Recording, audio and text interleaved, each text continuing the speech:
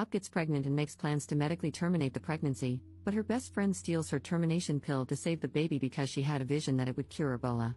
Posted by a deleted user in 2014. Since Op's account has been deleted, the title to find this post is, "My roommate and best friend threw out my termination pill and has generally gone insane. I have no idea what to do. My best friend Sarah, 20F, and I, 21F, have been friends since she was a freshman and I was a sophomore in college, about 2 years since I met her. We were assigned to be roommates, got along great, and decided to room together for the next year, my junior year. We never had any problems before this and were inseparable. We are even in the same sorority and have the same major, nursing. A few weeks ago, I found out I was pregnant by my boyfriend Harold, 22M. We've been dating for a year and a half, and he's a wonderful man. We discussed what to do and decided that termination was the best choice for both of us. I opted for a medical termination, and since Harold couldn't drive me to the clinic because he had a final, Sarah agreed to go with me. Sarah was originally very supportive and held my hand as I took the first pill in the office.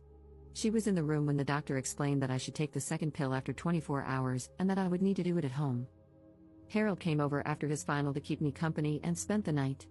After a night of cramping and bleeding, I woke up yesterday morning to find that the second pill was missing from its pack. I had placed the pill on my nightstand so that I wouldn't lose it. The pack was still there, but the pill was gone. Sarah is the only one with access to my room. We have separate rooms but share everything else. I asked Harold if he had touched the pill, and he said no. Why would he, if he doesn't want this child any more than I do? That left Sarah as the only suspect, so I waited until she woke up to ask her about it. That's when she completely lost it. She started screaming at me, calling me a baby killer, and saying that she hoped I would bleed out from the termination. Then she told me that she had a dream my child would grow up to cure Ebola. I am absolutely serious, and that she threw away my pill to protect my child, along with the extra birth control packs I had gotten from the school nurse to last over the summer. She even took photos and uploaded them to Facebook with the caption, "Op is a baby-killing WHRE who can't keep her legs shut." Luckily, all of her friends and our sorority sisters instantly defended me and told her how crazy she was.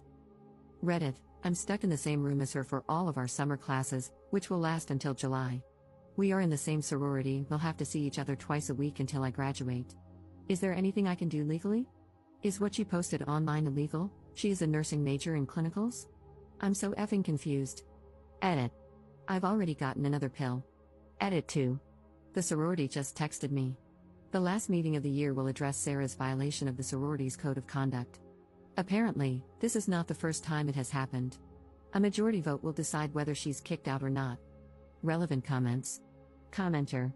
Why haven't you reported her to the nursing board yet? Don't think about it, just do it. What if you were her patient? Op's response. I'd probably punch her in the face if I were her patient. The only reason I'm hesitant to report it to the nursing board is that I'm also a nursing student, and there might be significant backlash. Her actions have proven that she is incapable of keeping medical information private and unfit to be a nurse, so I might send it to the state board so that when she applies for her license, she will be denied. Update 2 days later. A lot of people ask me to update what happened, so here it is. The mods originally removed this update due to the 48-hour update rule, but enough people ask me to post this that I will, and then I can finally delete this account. I will try to make this as clear as possible, even though I'm typing it during a work break. Immediately after I posted on Reddit, many of you gave the same advice: report her to the nursing board, residence life, the nursing department at our college, the police, the sorority, and her parents. I decided to report her to all of the above while hiding at the sorority house. Early yesterday morning, Sarah made her Facebook post about me, and by lunchtime, my sorority sisters were texting me like mad. This was not the first time Sarah had shamed another sorority sister for having a termination, and that particular woman, we'll call her Emily, was one of the highest-ranking members. Emily was the one who called the meeting to have Sarah kicked out for breaching the code of conduct, treat all your sisters kindly, support one another, no gossiping, etc. Meanwhile, Residence Life was busy trying to contact Sarah's parents after I showed them her Facebook rants. After the sorority contacted Sarah, she flipped out again on Facebook and started ranting about how she wanted to die. The RA on duty, also one of my good friends, decided to speak to her to see if they could help. At this point, it was clear to everyone that Sarah was not in a good mental state, as she was screaming at the RA through the door crack. Sarah refused to open the door, so the RA escalated the situation, and no one saw Sarah again until the sorority meeting. The sorority meeting. At the meeting, everything seemed okay. Sarah was the last to arrive. She simply took her seat and acted normal. It was eerie to see her gushing over everyone just hours after her outburst. Only about half of the sorority was present, but the president decided to proceed regardless. It took just 2 minutes for us to vote unanimously to kick her out. Emily sat next to me the whole time. To put it mildly, Sarah did not take this well. She turned bright red, spit on the ground in front of Emily and me, and ran out of the room screaming. We called campus police on her as she left. After the meeting, Sarah returned to our dorm room.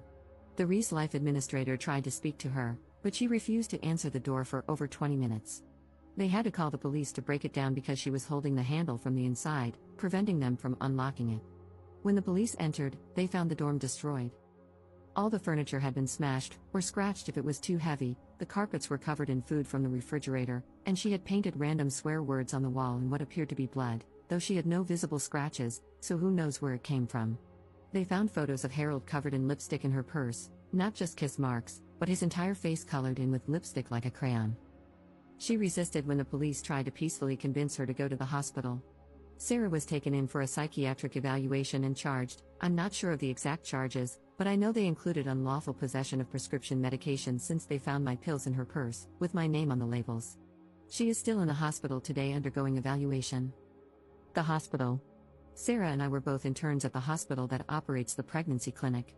I reported her to HR for theft, harassment, and privacy violations, along with providing screenshots from Facebook. As of this morning, Sarah did not show up for work, so she was terminated for a no-call, no-show. HR had me in their office for an hour, asking if I wanted to press for a HIPAA investigation. It turns out some of her Facebook rants contained information that could only have been obtained through patient records. I have no idea what specific information it was, as the HR representative discovered it. I agreed, as there was no reason not to have Sarah investigated. HR also independently notified the nursing board and the nursing department at my college, separate from my reports. Conclusion. So I think that's pretty much everything. Sarah has been arrested and charged, kicked out of the sorority, fired from her job, removed from the dorms, and reported to the proper authorities multiple times. I still care for Sarah with all my heart because I recognize that she is severely mentally ill. I will always blame her for what she did to me, but I know that the person who hurt me wasn't the best friend I had known for years, it was someone different. Physically, I'm feeling fine after all of this. Harold and I are considering getting an apartment off campus together. If that doesn't work out, I will stay in the sorority house.